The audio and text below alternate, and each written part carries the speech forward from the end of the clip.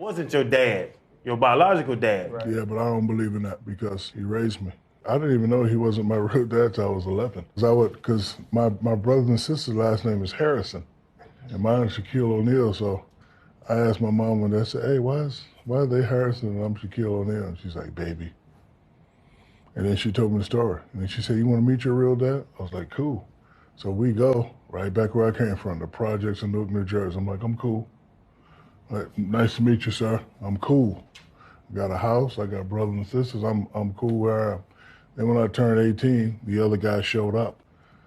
At first, I was kind of upset with him, but after my dad passed away, my mother called me and she said, you need to go see your biological father. So we're starting to become closer, but I don't hold a grudge because my life went the way it was supposed to go. I live a really good life from a guy who's not even my biological father. He made me who I am today, so.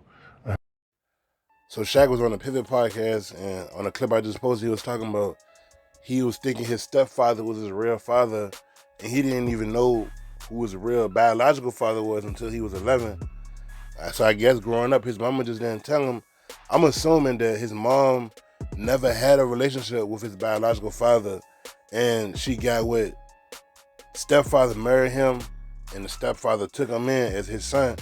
And I guess his mom didn't feel no reason to tell him, like, yo, this is not your real dad, because he was a kid.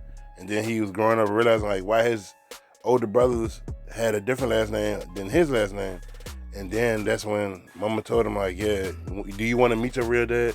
And he found out his dad was living in the projects. He was like, oh, no, I'm good. I got a dad. I look at my stepdad as my real dad. But he said his stepdad passed away before he could blow up and be an NBA All-Star. And that's when his dad, his real dad, stepped back in the picture. And his mom had to convince him, like, yo, like, just talk to your dad. And he even made a song about it in the 90s when he was rapping. He said, my biological didn't bother.